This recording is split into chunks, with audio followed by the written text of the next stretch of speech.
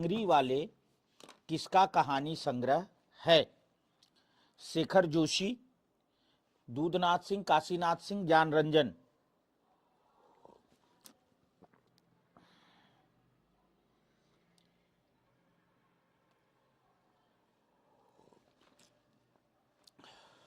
क्या बात है।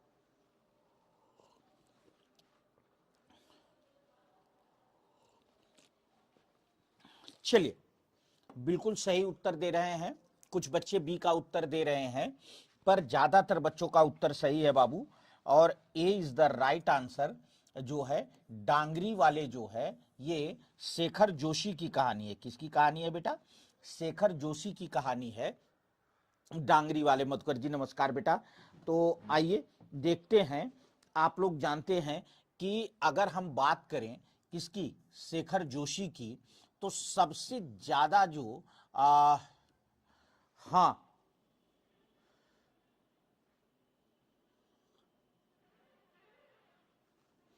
चलिए, सबसे ज्यादा जो चर्चित रहा है बेटा वो रही है इनकी कहानी कोसी का घटवार। याद होगा आप लोगों को, मैंने एक दिन इस कहानी के बारे में आपको पूरा बताया था कि ये वो कोसी नदी नहीं है जो बिहार का शोक कहा जाता है, बल्कि यह उत्तरांचल में बहने वाली एक छोटी सी नदी है, कोसी नदी। और घटवार मतलब वही है बेटा जो लोग चक्की से आटा पीसते हैं, वो घटवार कहलाते हैं। तो कोसी का घटवार है, साथ के लोग है। कोसी का घटवार, साथ के लोग, मेरा पहाड़, मेरा पहाड़, हलवाहा। ठीक है, मेरा पहाड़, हलवाहा, नौरंगी बीमार है। नौरंगी, वैसे इस समय बीमार तो सभी हैं भैया, ऐसा समय चल रहा है। दिन में देखो गर्मी लग रही है, धूप हो जा रही है, रात में पंखा तक नहीं चलाना पड़ रहा है। नौरंगी बीमार है। ठीक है, बच्चे का सपना, बच्चे का सपना, और आदमी का डर। बच्चे का सपना और आदमी का डर, ये सब इनके कहानी संग्रह है बेटा शेखर जोशी के ना। हाँ बिल्कुल बाबू, बिल्कुल। चलिए मैं इसे थोड़ा सा, ना ही चलेगा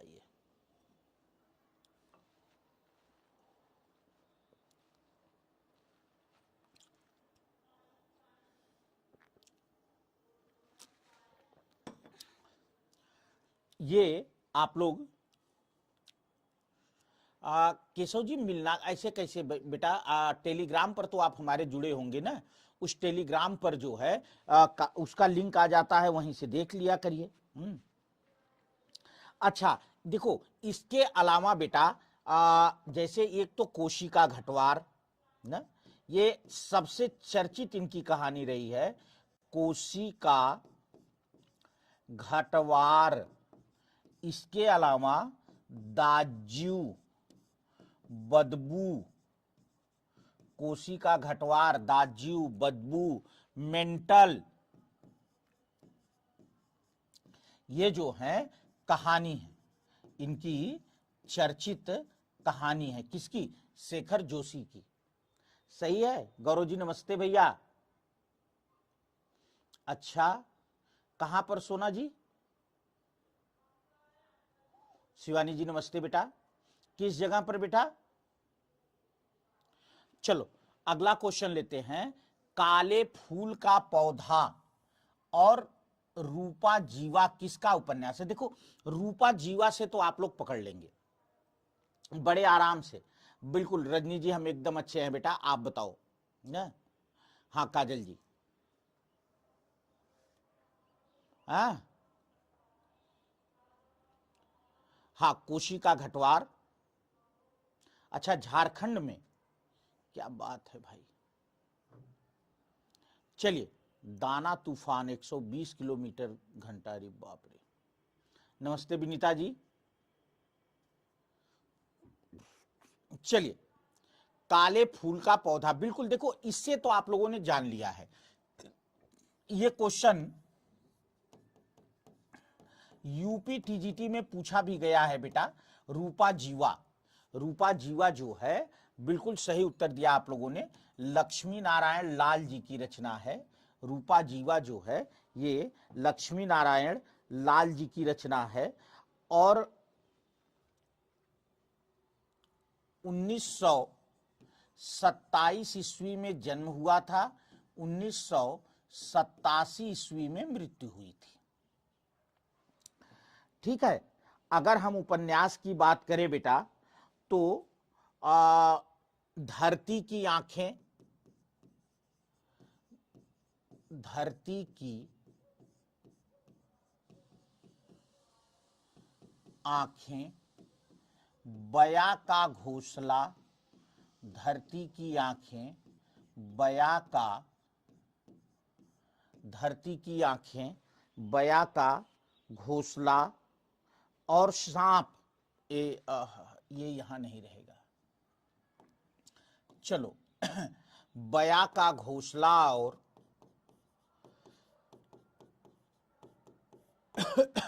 बया का घोंसला और सांप, काले फूल का पौधा, रूपा जीवा। इसके अलावा आप लोग खूब जानते हैं बड़ी चंपा, छोटी चंपा ना, बड़ी चंपा, बड़ी चंपा, छोटी चंपा, मन वृंदावन, बहुत चर्चित हैं इनके बेटा, मन वृंदावन, बड़के भैया, बड़के भैया, बड़के भैया, हरा समंदर, गोपी चंदर, हरा समंदर, हरा समंदर, हरा समंदर, गोपी चंदर, वसंत की प्रतीक्षा, वसंत की प्रतीक्षा। ठीक है बेटा, वसंत की प्रतीक्षा, पुरुषोत्तम, पुरुषोत्तम, गली अनारकली, गली, गली अनारकली। ठीक है। और कनाट पैलेस, कनाट पैलेस। तो ये सब जो है बेटा इनके उपन्यास हैं, किसके? लक्ष्मी नारायण लाल जी के। बिल्कुल, हरा समंदर, गोपी चंदर ना, बिल्कुल। हाँ विभा जी, बिल्कुल। चलिए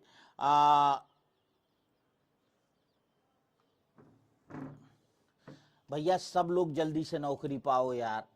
देखो सारे लोग अगर जल्दी से नौकरी पा जाओ तो गुरुजी सबसे वसूली कर लें। हाँ पारो जी, सही है कि नहीं भाई? सब लोग जल्दी से नौकरी पा जाओ तो हम सबसे कर लें वसूली।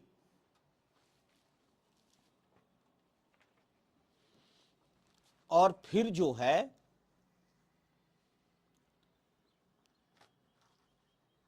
बहुत अच्छा बेटा, बहुत अच्छा बाबू ना। हाँ बस देखो एक ही बात, बस एक ही बात ध्यान रखना, मेहनत से खूब पढ़ो, खूब मेहनत से पढ़ो, नौकरी मिलेगी। देखो एक बात मैं बता दूं आपको, रात हमेशा काली नहीं रहती और हर काली रात का एक चमकता सुबह सवेरा होता है। ये बात मेरी हमेशा ध्यान रखना बेटा। घोर निराशा में भी रहने पर यह बात ध्यान में रखना कि रात हमेशा काली नहीं रहती, हर काली रात का जो है एक चमकता सवेरा होता है। तो जब आप खूब मेहनत किए रहोगे बेटा ना, जब उठोगे, जब मौका मिलेगा तभी मार के फ्री हो जाओगे। और कहीं ना कहीं तो मौका मिलता ही रहेगा यार। कहा करो बैकुंठ ही जाए, ये क्वेश्चन मैंने आपको पहले भी कराया था बेटा। जहां नहीं नंद जहां न यशोदा, न ही जहां गोपी ग्वाल न गाय। इस पंक्ति के रचनाकार कौन है? परमानंद दास, सूरदास, कुंभन दास और नंददास।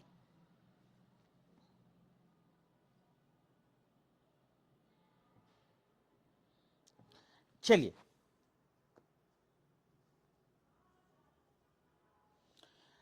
कहा करो बैकुंठ ही जाए, जहां न नहीं नंद, जहां न यशोदा, नहीं जहां गोपी ग्वाल न गाय। ना, ये एकदम सही उत्तर दिया है आप लोगों ने, परमानंद दास। मैंने बताया आपको पहले भी, ये क्वेश्चन मैंने आपको कराया है, पर अच्छा क्वेश्चन है बाबू, पूछा जा सकता है, क्योंकि इसमें विकल्प में सूरदास आने पर ज्यादातर बच्चे कंफ्यूज होकर सूरदास की तरफ को ही बढ़ते हैं। इसलिए मैंने आपसे कहा कि जो है यहां कंफ्यूजन हो सकता है, और इस कंफ्यूजन के लिए हमने आपको ये क्वेश्चन रिवाइज भी करा दिया। अभी भी तमाम बच्चे सूरदास का उत्तर दे रहे थे। तो एक चीज ध्यान रखिएगा। और अगर हम बात करें बेटा परमानंद दास जी की, तो परमानंद दास जी का जन्म कहां हुआ था? कन्नौज में। परमानंद दास जी जो हैं, इनका जन्म अच्छा, इनकी सबसे खास बात क्या थी बताना बेटा, सबसे खास बात क्या थी हुआ था? और हां, इनको जो है वल्लभाचार्य जी ने, हमने आपको पढ़ाया भी है, इनको वल्लभाचार्य जी ने अरैल घाट, कहां? अरैल घाट, प्रयाग में दीक्षा दी थी। अरैल घाट, प्रयाग में दीक्षा दी थी। ठीक है। अगर हम रचनाओं की बात करें बेटा, तो इनकी रचनाओं में परमानंद सागर, परमानंद सागर, इसके अलावा ध्रुवचरित और दान लीला, ये चर्चित यही है बेटा, ध्रुवचरित और दान लीला। ठीक है, ध्रुवचरित और दान लीला। ओके, चलिए।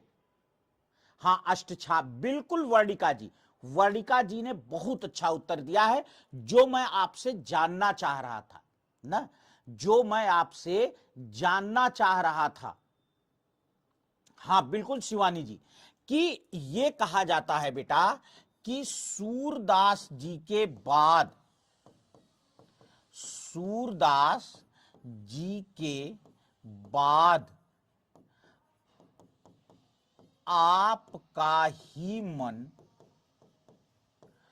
कृष्ण के बाल रूप के वर्णन में लगा है। कृष्ण के बाल रूप के वर्णन में आपका ही मन कृष्ण के बाल रूप के वर्णन में लगा है। ये चीज निशा जी नमस्ते।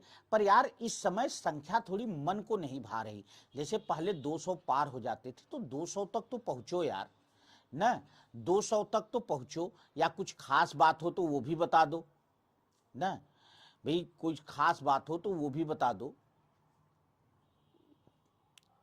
चलिए, तो परमानंद दास जी हो गए। अगला क्वेश्चन है बेटा, कुलपति मिश्र की रचना संग्राम सार महाभारत के किस पर्व पर आधारित है? कुलपति मिश्र, देखो आप लोग अच्छी तरह से जानते हैं कि अगर हम कुलपति मिश्र की बात करें, ठीक है, तो कुलपति मिश्र जो है, हाँ चलिए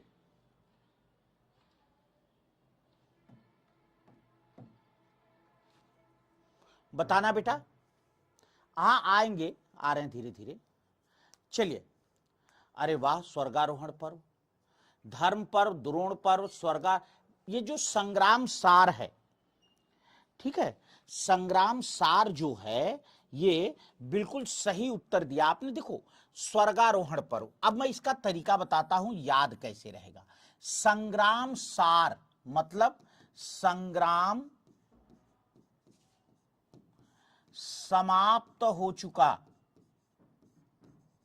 संग्राम समाप्त हो चुका भाई संग्राम सार, उसके बाद भाई किसी चीज का सार कब निकलता है? जब वो चीज पूरी हम फाइनल पढ़ लें, कर लें तब। और संग्राम समाप्त होने के बाद क्या होता है? कुछ दिन शासन करने के बाद पांचों भाई द्रौपदी के सहित स्वर्ग को चले जाते हैं, स्वर्गारोहण। ठीक है, द्रोण पर्व नहीं होगा बाबू ना, विभाजी स्वर्गारोहण पर्व होगा बिटिया। तो इसमें एक बात और भी आप लोग ध्यान से सुनना कि अगर हम बात करें कुलपति मिश्र जी की, किसकी बात करें बेटा? कुलपति, है, अगर हम कुलपति मिश्र जी की बात करें तो कुलपति मिश्र जी की कुछ बातें जो हैं वो बहुत ही चर्चित हैं। मैं आपको बताता हूं, बस एक सेकंड आप रुक जाना बाबू ना। अगर हम बात करें कुलपति मिश्र जी की तो देखो,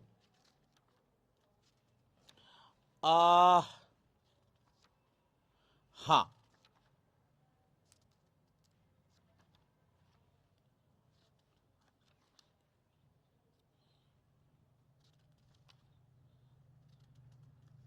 देखिए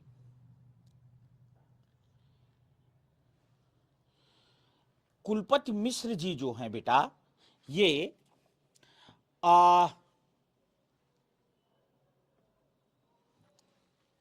हाँ, सबसे बड़ी बात यह है बेटा कि कुलपति मिश्र जो है बिहारी इनके मामा थे, बिहारी इनके मामा थे, मतलब ये बिहारी के भांजे थे। एक बात ये जो है जय सिंह के पुत्र राम सिंह के दरबार में थे, जय सिंह के पुत्र राम सिंह के दरबार में थे। यही नहीं, एक खास बात आप और भी ध्यान रखना बेटा कि इन्होंने जो है हाँ, इन्होंने दुर्गा भक्ति चंद्रिका के नाम से दुर्गा सप्तशती का अनुवाद किया। ये क्वेश्चन बहुत ज्यादा पूछा जाता है बेटा। दुर्गा भक्ति चंद्रिका, दुर्गा भक्ति चंद्रिका के नाम से दुर्गा सप्तशती का अनुवाद किया, दुर्गा सप्तशती का अनुवाद किया। एक बात, दूसरी बात, एक खास बात और, रचनाओं की चर्चा तो हम बाद में कर लेंगे, ठीक है। और ये रीतिकालीन कवियों में ये दो प्रश्न बहुत चर्चित हैं बेटा। ये जो हैं रीतिकालीन कवियों में संस्कृत के, ये रीतिकालीन कवियों में संस्कृत के सबसे बड़े विद्वान थे। रीतिकालीन कवियों में संस्कृत के सबसे बड़े विद्वान थे, ठीक है। और रस रहस्य, संग्राम सार, अच्छा हो, सही कहा आपने, सही कहा है आपने। एक मिनट, ये गौर नहीं किया मैंने, द्रोण पर्व ही इसका सही उत्तर है बाबू। रस रहस्य, संग्राम सार, ठीक है, और इसके अलावा मुक्ति तरंगिणी और नख सिख। रस रहस्य, संग्राम सार, रस रहस्य, संग्राम सार, दुर्गा भक्ति चंद्रिका तो मैंने आपको पहले ही बता दिया है, मुक्ति तरंगिणी और नखसिख। मुक्ति तरंगिणी और नखसिख इनकी रचना है। अच्छा, एक छोटी सी बात और, क्या कि ये जो रस रहस्य है ये मम्मट के काव्य प्रकाश का, रस रहस्य जो है ये मम्मट के काव्य प्रकाश का छायानुवाद है। मम्मट के, ये द्रोण पर्व ही है, बिल्कुल आप लिख रहे थे, बहुत सही लिख रहे थे आप, ठीक है। चलो अगला क्वेश्चन है, नहीं ये रचना नहीं है बेटा, ये द्रोण पर्व पर आधारित है। हाँ ये रचना इनकी है, रस रहस्य, संग्राम सार, मुक्ति तरंगिणी, नक्सिक और दुर्गा भक्ति चंद्रिका, ये इनकी रचना है बाबू, ठीक है। तो ये द्रोण पर्व से है। अगला है, समस्या पूर्ति किस योग की लोकप्रिय काव्य पद्धति रही है। ये तो आप सभी लोग जानते हैं, मैंने कई बार इसकी चर्चा किया है, हाँ ठीक है। मैंने कई बार जो है मैंने कई बार आप लोगों से इसकी चर्चा किया है। समस्या पूर्ति, देखो आप सभी लोग जानते हैं कि भारतेंदु युग में समस्या पूर्ति, जब आप भारतेंदु युग की प्रवृत्तियां पढ़ते हैं वहां समस्या पूर्ति सबसे प्रधान प्रवृत्ति है भारतेंदु युग की। समस्या पूर्ति जो है वो भारतेंदु युग की सबसे प्रधान प्रवृत्ति मानी जाती है बेटा, ठीक है। एक बात, दूसरी बात, आप एक बात और भी इसमें गौर करना बेटा कि हां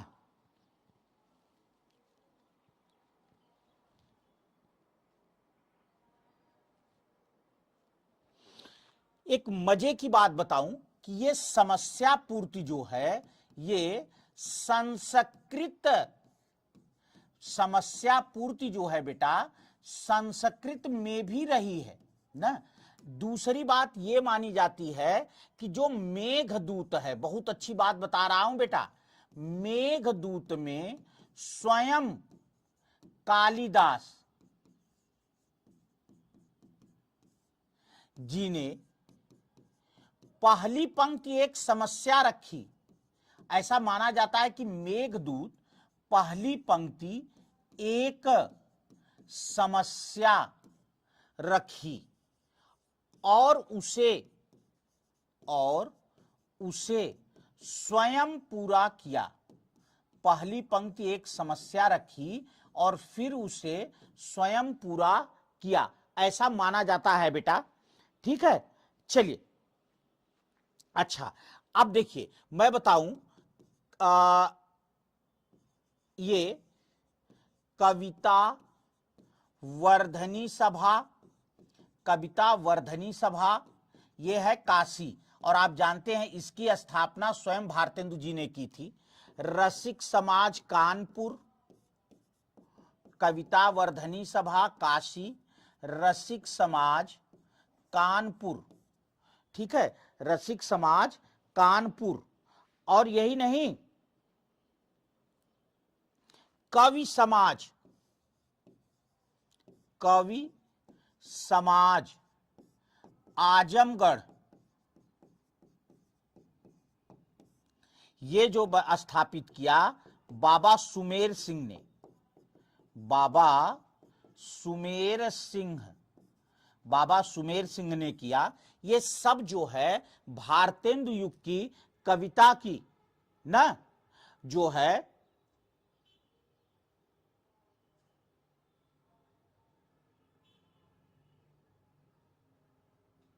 बेटा, मैथ सबके लिए होता है, मैथ सबके लिए होता है, ठीक है।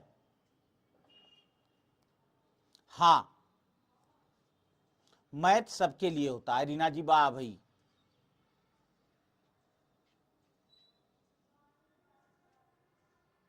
ठीक है। चलिए अच्छा भैया, बहुत बढ़िया राघव जी। अगला क्वेश्चन है बाबू, अमीर खुसरो के तर्ज पर किसने मुकरियां लिखी। ये क्वेश्चन भी मैंने आपको बताया है, कई बार बताया है। अमीर खुसरो के तर्ज पर किसने मुकरियां लिखी। देखो मुकरी जो है ये खुसरो जी की एक बड़ी चर्चित विधा है, जिसमें इस तरह से मतलब स्वयं प्रश्न करके और कवि स्वयं उसका उत्तर देता है ना। जैसे मैंने आपको एक बड़ी सुंदर इतिवृत्तात्मकता, बिल्कुल अखिलेश जी, और मैंने आपको एक बड़ी सुंदर मुकरी बताई थी जो है खुसरो साहब की, वह आवे तो शादी होए, वासे प्यारा और न कोई, मीठे लागे वाके बोल, क्यों सखी सज्जन ना सखी ढोल। क्या कहा? वह आवे तो शादी होए, वासे प्यारा और न कोई, मीठे लागे वाके बोल, क्यों सखी सज्जन ना सखी ढोल ना। तो ये क्या है? ये एक मुकरी है। तो इसमें स्वयं प्रश्न करता है कवि, दूसरा गलत उत्तर देता है, फिर कवि स्वयं उसका सही उत्तर देता है। तो बेटा अमीर खुसरो के बाद भारतेंदु हरिश्चंद्र जी ने जो है ये मुकरियां लिखी थी ना। अमीर खुसरो के बाद भारतेंदु हरिश्चंद्र जी ने भी मुकरियां लिखी थी। अरे इनकी एक बड़ी चर्चित मुकरी है बेटा, जाहिर बातन में अति तेज, ऐसे करके है। ऊपर की दो लाइन मुझे ध्यान नहीं आ रही है। जाहिर बातन में अति तेज, क्यों सखी साजन, क्यों सखी साजन ना अंग्रेज, हंसी हंस के तन मन धन मूसै, ऐसे ऐसे है। हंसी हंसी के तन मन धन मूसै। हाँ देखो याद आ गया लिखते लिखते। भीतर भीतर सब रस चूसै, भीतर भीतर सब रस चूसै, ऐसे है। भीतर भीतर सब रस चूसै। आज रोहिणी जी वैसे होनी तो नहीं चाहिए। हाँ बिल्कुल बिल्कुल राघव जी, बहुत सही। भीतर भीतर सब रस चूसै, हंसी हंस के तन मन धन मूसै, जाहिर बातन में अति तेज, क्यों सखी साजन ना अंग्रेज। तो ये किसकी मुकरी है? ये मुकरी भारतेंदु जी की है ना। तो देखो मैंने आपको उदाहरण सहित बता दिया। सिय मुख सरिस सिय मुख भाई, अब तो इसको बता ही दोगे, कई मैंने इसके उदाहरण करा दिए थे। भारत के सम भारत है ना, इस तरह से करके मैंने जो है सब वो करा दिए थे। तो मैं जो है सिय मुख सरिस सिय मुख भाई कह रहे हैं कि इसमें कौन सा अलंकार होगा? चलिए बताइए बेटा। एकदम वेरी गुड। फिर भी अभी स्वाति जी गड़बड़ कर रही हैं ना। यहां अनन्वय अलंकार है यार। अरे प्रतीप, देखो अब आप बात समझो बेटा। जहां प्रतीप होता है, प्रतीप अलंकार में उपमेय और उपमान ये दोनों क्या होते हैं बेटा? प्रतीप में उपमेय और उपमान अलग अलग होते हैं, ठीक है। लेकिन अनन्वय मैंने आपको कई बार बताया कि जहां उचित उपमान न मिलने पर, जहां उचित उपमान न मिलने पर उपमेय को ही उपमान मान लिया जाता है। उचित उपमान, उपमेय को ही उपमान मान लिया जाता है, वहां अनन्वय अलंकार होता है। जैसे मैंने उदाहरण दिया था, भारत के सम भारत है, भारत के सम, भारत के सम भारत है। बात समझ में आ गई बाबू? बात समझ में आ गई? हां कोई बात नहीं। लखन सकोप बचन जब बोले, डगमगाहि महि दिग्गज डोले। इसमें कौन सा अलंकार है? अतिशयोक्ति, विरोधाभास, अत्युक्ति, उत्प्रेक्षा। लखन सकोप बचन जब बोले, डगमगाहि महि दिग्गज डोले। दिग्गज जानते हैं क्या होता है? दिक धन गज, दिक धन गज से बना है दिग्गज। दिक का मतलब होता है दिशा, गज का मतलब होता है हाथी, गज का मतलब होता है हाथी। तो दिग्गज का मतलब होता है बेटा दिशा रूपी हाथी, दिशा रूपी हाथी। डगमगाहि महि दिग्गज डोले। देखो इसमें अतिशयोक्ति भी है, अत्युक्ति भी है। लखन सकोप बचन जब बोले, बिल्कुल स्वाति जी, अत्युक्ति अलंकार है इसमें। अत्युक्ति क्यों? क्योंकि यहां इतना ज्यादा बात को बढ़ा चढ़ा दिया गया कि हंसा भाई, अब किसी के बोल देने मात्र से पूरी अरे भाई ठीक है चलो लात मार दिया धरती में, धरती कांप गई मान लिया मैंने, कूद गए धरती कांप गई मान लिया मैंने, लेकिन केवल बोलने में, और बोलने से देखो एक बात और ध्यान देखना कि डगमगा ही मही, अरे भाई बोलना, बोलने वाली आवाज कहां जाती है? बोलने वाली आवाज वातावरण में जाती है। चलो दिशा रूपी हाथी मान लिया, अब बोलने से जो है केवल पृथ्वी डोल गई। तो ये जो है बेटा हाँ दिग्गज में व्यंजन संधि है रेखा जी, बिल्कुल। तो ये क्या है? ये अतिशयोक्ति नहीं, अत्युक्ति है, अत्युक्ति है। रस सिद्धांत की व्याख्या करके सबसे पहले दर्शक की महत्ता किसने स्वीकार किया था?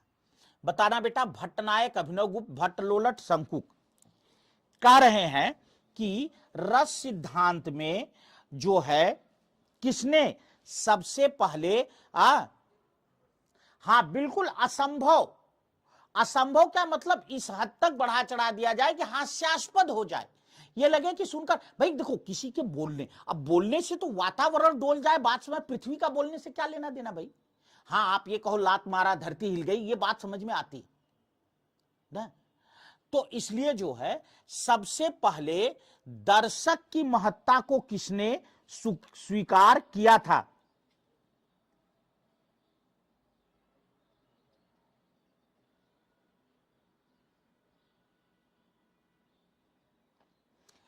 देखो बेटा, हां ज्यादातर बच्चों का उत्तर सही है, कुछ बच्चे अलग उत्तर दे रहे हैं, पर ज्यादातर बच्चों का उत्तर सही। देखो मैं आपको बताता हूं किस लिए ऐसा है।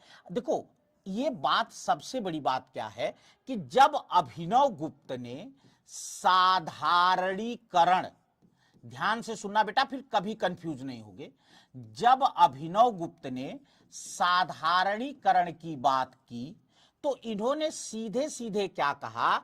इन्होंने कहा कि जैसे हां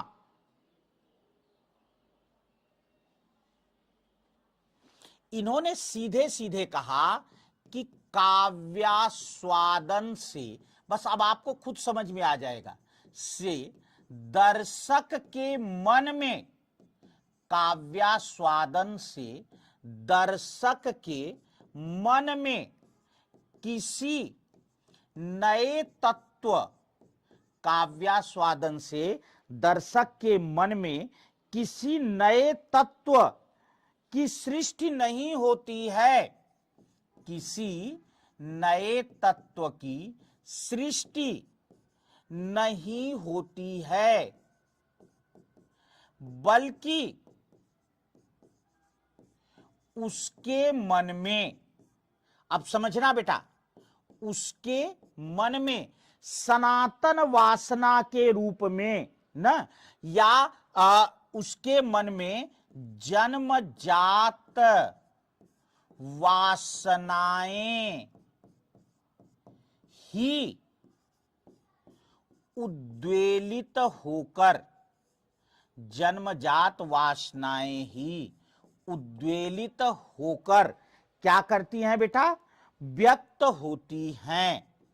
अब मेरी बात को ध्यान से सुनना, मैं आपको समझा रहा हूं।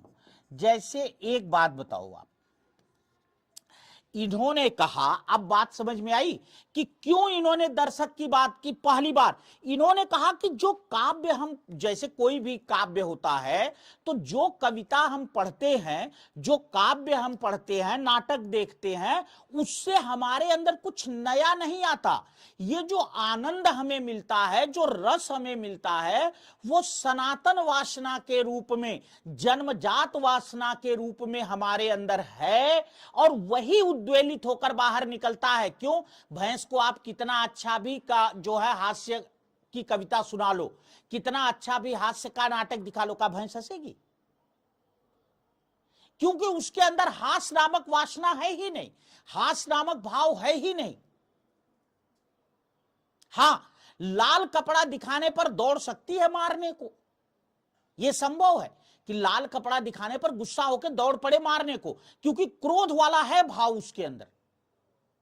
तो अगर वो गुस्सा हो रही है ना, देखो आप बात समझो, अगर वो गुस्सा हो रही है, अगर वो क्रोध कर रही है, तो फिर वो हंसती क्यों नहीं?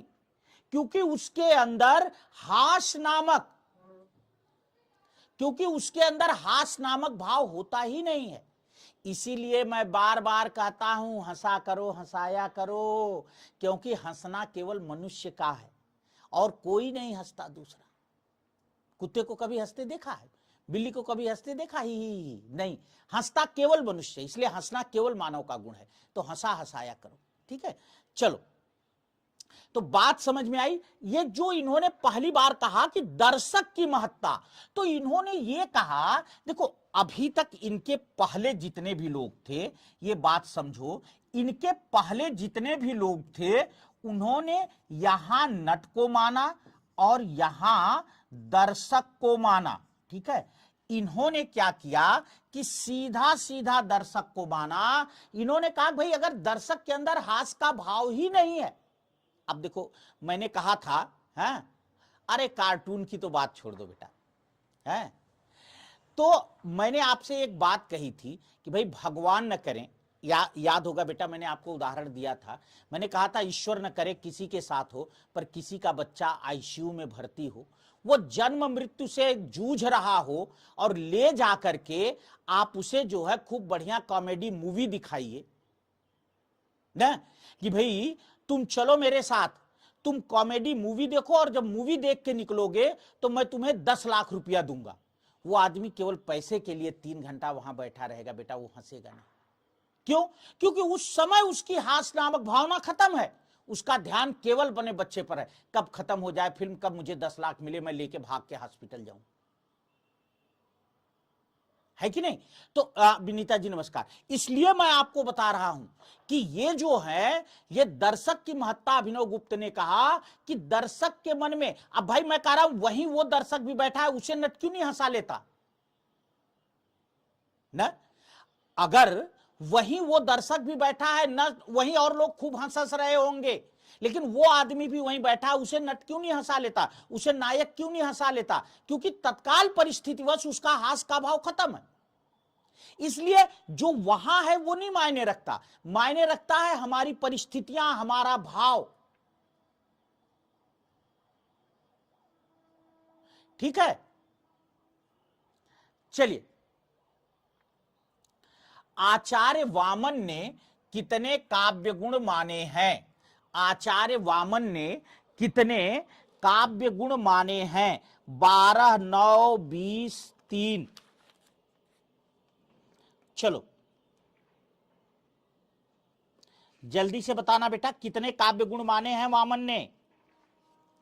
देखो सभी लोग जानते हैं इस बात को। हां बिल्कुल भैया, बहुत विनीता जी, बहुत बहुत धन्यवाद। हाँ अच्छा, बारिश हो रही वंदना जी, क्या बात है भाई। मौसम इस समय गड़बड़ तो है इधर उधर। देखो एक बात समझो, सब लोग जानते हैं कि आचार्य भरत ने जो है, आचार्य भरत ने 10 काव्य गुण माने। आचार्य भरत ने 10 काव्य गुण माने। जब आचार्य वामन आए, वामन आए तो इन्होंने इसी 10 काव्य गुण को 2 भाग में बांट दिया, शब्द गुण और अर्थ गुण। और इस तरह से इन्होंने 10 शब्द गुण, 10 अर्थ गुण, टोटल 20 गुण माने। किसने? आचार्य वामन ने। बच्चे, हाँ भाई, हमारे बच्चे तो प्रिंसिपल तक हैं और आज भी हमारे टच में हैं ना भाई, हमारे पढ़ाए बच्चे तो प्रिंसिपल तक हैं। चलिए, तुलसी रघुवीर सियाश्रम जानी के, बैठी विलंब लो कंटक काढ़े, जानकी नाह को नेह लख्यो, पुल क्यों तनु बारी बिलोचन बाढ़े। इसमें कौन सा रस है? इसमें रस कौन सा? करुण, श्रृंगार, वीर, विभत्स। देखो बेटा, ये है, मैं आपको बता दे रहा हूं, रामचरितमानस से और वन पथ पर जब रामचंद्र जी और सीता जी, लक्ष्मण जी वन को जा रहे हैं, वहां जो है इसमें बात हो रही है क्या कि तुलसी रघुवीर सियाश्रम जानी के, बैठी विलंब लो कंटक काढ़े ना। ये जो है बहुत अच्छा पद है बेटा। पुरते निकसी रघुवीर वधु धरि धीर दये, डग में मग में डग द्वय, झल की बरी भाल कनी जल की पुटी, सूखी गए मधुराधर वय, बूझती है चलनो अब केति कपर्ण कुटी, करी हो की तवय न। और जो है, बूझती हैं चलनो अब केति कपर्ण कुटी, करी हूं की तवय, जो है तो यहां जो है इसी तरह से कई पद हैं वहां, बड़ा अच्छा अच्छा जो है पद आता है। तो इसमें श्रृंगार रस है। क्यों? रघुवीर सिया जानकी नाह को नेह लख्यो, नेह माने प्रेम, सीधे सीधे प्रेम आ गया बेटा, और एक जगह है दोनों लोग, तो श्रृंगार रस है। हाँ, कक्षा 10 में है, बिल्कुल सही कहा रोहिणी जी, कक्षा 10 में है। हाँ, जल को गए लक्ष्मण है लरिका, पैठो पिय छाह घरी हुए ठारो न, पोछ पसे बयारी करूं, और पांव पखारी हो भूभूर डाढ़े न, तुलसी रघुवीर सियाश्रम जानी के, बैठी विलंब लो कंटक काढ़े, जो है जानकी नाह को नेह लख्यो, तल पुलक्यो तन बारी बिलोचन बाढ़े। जब रामचंद्र जी को लग गया ना कि सीता जी बहुत थक गई हैं, तो पैरों में चुभे कांटों को निकालने के बहाने देर तक बैठे रहे। और सीता जी भी ये जान गई कि प्रभु किस लिए बैठे हैं, वो चाह रहे हैं कि मैं कुछ देर जो है रेस्ट कर लूं। तो इसलिए जो है वो जो प्रेम का भाव मन में छलका, वो श्रृंगार रस। अगला है बेटा, रेखा चित्र पर आधारित रचना है। मुद्रा राक्षस, साहित्य लोचन, अतीत के चलचित्र, अंतरिक्ष की यात्रा। कह रहे हैं कि इसमें से कौन सी रचना ऐसी है जो रेखा चित्र पर आधारित है न, रेखा चित्र पर आधारित रचना है। जल्दी बताना। देखो, आप सभी लोग जानते हैं कि साहित्यालोचन ये तो वो है, आलोचना विधा की रचना है। निबंध, निबंध या आलोचना आप कह सकते हैं, विधा की रचना है। अतीत के चलचित्र जो है ये रेखा चित्र है, और इसे लिखा है किसने? इसे लिखा है महादेवी वर्मा जी ने। किसने लिखा है बेटा? महादेवी वर्मा जी ने लिखा है अतीत के चलचित्र। अगला है, रीति काल को अलंकृत काल किसने कहा? शुक्ल जी ने, मिश्र बंधुओं ने, रामकुमार वर्मा जी ने, विश्वनाथ प्रसाद मिश्र जी ने। देखो, आप जानते हैं कि शुक्ल जी ने इसे रीति काल का नाम दिया था। राम विश्वनाथ प्रसाद मिश्र जी जो हैं, इन्होंने इसे श्रृंगार काल कहा। क्या कहा बेटा? श्रृंगार काल कहा। क्यों? क्योंकि इनका कहना था कि इस काल में श्रृंगार की प्रवृत्ति अधिक थी। मिश्र बंधुओं ने इसे अलंकृत काल कहा। क्यों? क्योंकि उनका तर्क था कि इस काल में कविता को, इस काल में कविता को अलंकृत करने, इस काल में कविता को अलंकृत करने की प्रवृत्ति थी, इसीलिए इस काल को अलंकृत काल का नाम दिया गया।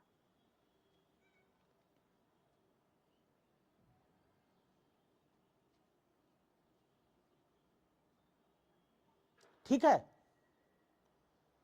चलिए। अपभ्रंश काल आदिकाल को कहा था बेटा धीरेन्द्र वर्मा ने।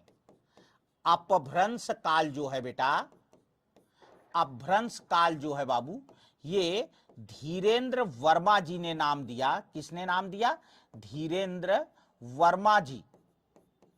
और ये नाम उन्होंने दिया था आदिकाल को, ये रीतिकाल को नहीं, आदिकाल को कहा था उन्होंने, जो है अपभ्रंश काल। अगला क्वेश्चन है बाबू, इंदुमती किसकी छाया मानी जाती है? देखो, Tempest, Macbeth, merchant of Venice और जो है कह रहे हैं कि इंदुमती पर किसका प्रभाव माना जाता है? इंदुमती पर किसका प्रभाव माना जाता है? चलो,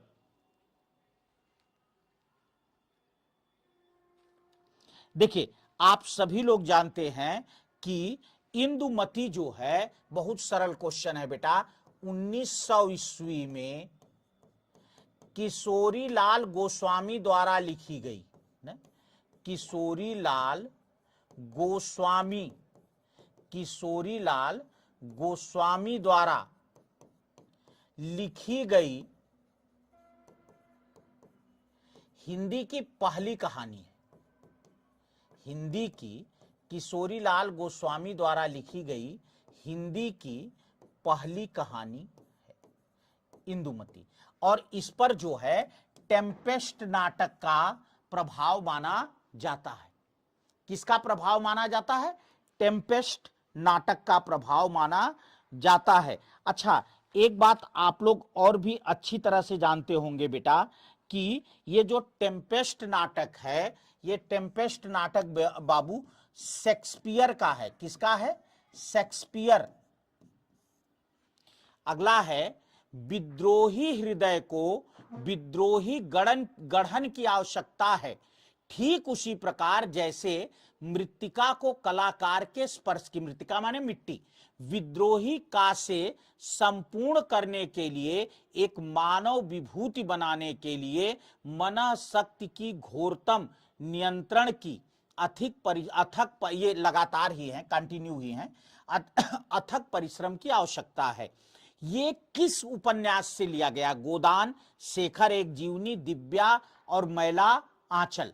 हाँ, शिवदान सिंह चौहान ने कहा था। Very good. चलो बताना बेटा।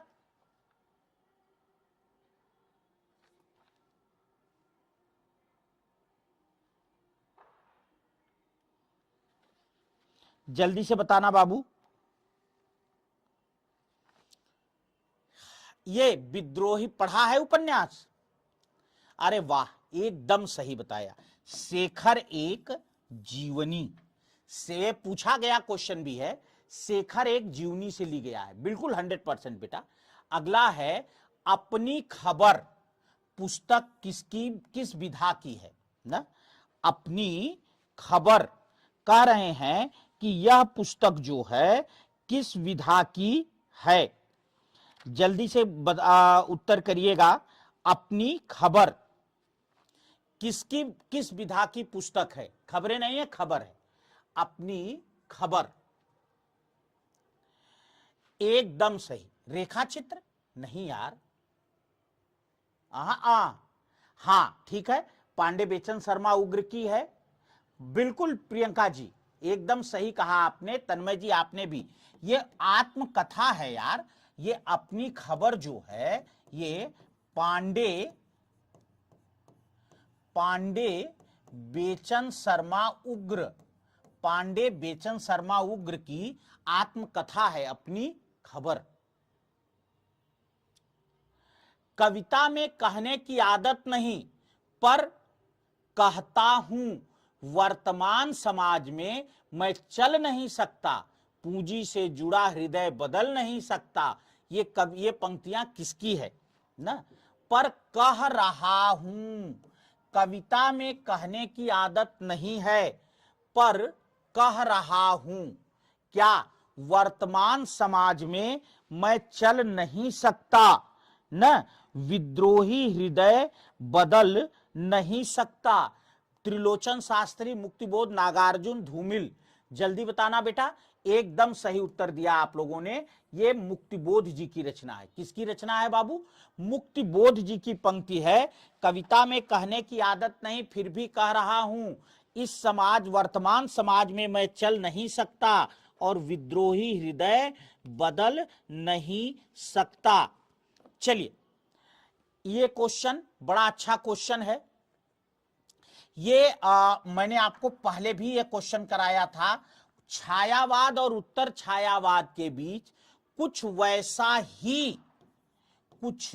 वैसा ही संबंध दिखता है जैसे मध्यकाल में भक्ति काव्य और रीति काव्य के बीच। ये किसका स्टेटमेंट है ना यार? हमें लगा, अच्छा मुझे लगा कि मैंने आप लोगों को पहले बताया है, ऐसा मुझे लगा पढ़ करके कि मैंने आपको पहले बताया है।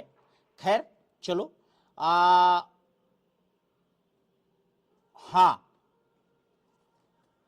ये जो है बेटा, हाँ अब सही उत्तर दिया आप लोगों ने। राम स्वरूप चतुर्वेद, ये मैंने कहा ना छायावाद और उत्तर छायावाद, ऐसे याद कर लो ना, छायावाद और उत्तर छाया। नमस्कार राजन जी, बहुत लेट में आए पर आए, बहुत बहुत स्वागत है बेटा। हाँ ठीक है, माटी सोना हो गया नहीं, माटी हो गई सोना ना, बाजे पहलिया घुंघरू सब बच्चे बता देंगे। ठीक है, रामस्वरूप चतुर्वेदी जी हैं।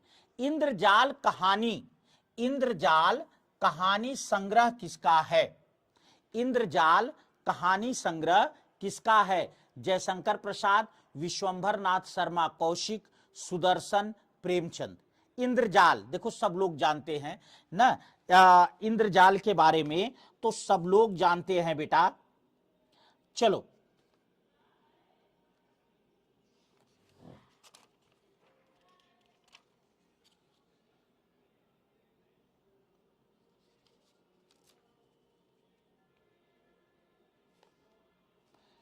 बिल्कुल सब जानते हैं बेटा, बहुत सरल है। जयशंकर, इंद्रजाल, मधुआ न, आकाशदीप, आंधी, ये सब जो हैं प्रसाद जी के कहानी संग्रह है। किसके हैं? प्रसाद जी के। डॉक्टर संपूर्णानंद जी को मंगला प्रसाद पुरस्कार किस पर मिला? अच्छा क्वेश्चन है, नोट करना, बताना भी और नोट भी करना। डॉक्टर संपूर्णानंद जी को, अच्छा बहुत बढ़िया बेटा, बहुत बढ़िया राजन जी, बहुत अच्छा। देखिए मैं एक बात बताऊं, जब नौकरी में आ जाएंगे तो ये चीजें केवल याद बनकर रह जाएंगी, सच बता रहा हूं। इलाहाबाद के वो छोटे दिन, वो मतलब वो बीते दिन बहुत याद आते। कितना गजब का यार, मतलब गजब का समय था। जब मर्जी सो, जब मर्जी उठो ना, जब मर्जी पढ़ो, जब मर्जी घूमो, जब मर्जी खा, मतलब कितनी स्वतंत्रता थी और कितना आनंद था ना। माघ मेला में निकल जाइए, कब दिन बीत जाता था पता ही नहीं चलता, गजब का। लेकिन अब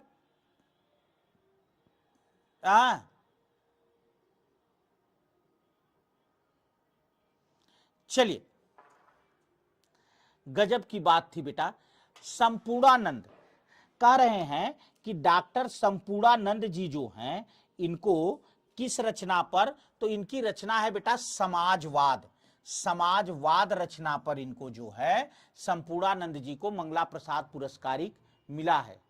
अध्यापक पूर्ण सिंह, सरदार पूर्ण सिंह, वही एक ही है यार, एक ही है, एक ही हैं, अध्यापक पूर्ण सिंह। वो दरअसल ये पेशे से थे अध्यापक। देखो मैं आपको बताऊं रोहिणी जी, सरदार पूर्ण सिंह जी जो थे ये पेशे से अध्यापक थे, ठीक है। तो इसलिए इनको कहीं अध्यापक पूर्ण सिंह, कहीं जो है सरदार पूर्ण सिंह इस नाम से जाना जाता है, ठीक है। चलिए, तो बस आज की क्लास यहीं तक बेटा। जो है मिलते हैं हम लोग फिर कल 5 बजे एक और जोरदार क्लास के साथ। तब तक के लिए सभी साथ देखिए, जो नए साथी आए हैं, Hindi by Vijay Vikram sir, हमारे इस टेलीग्राम चैनल को जरूर ज्वाइन करो बेटा, हाँ जरूर ज्वाइन करो, क्योंकि यहीं पर आपको लिंक मिल जाएगा, पीडीएफ मिल जाएगा, बहुत सी चीजें मिलती है। तो ज्वाइन करें सब लोग। बहुत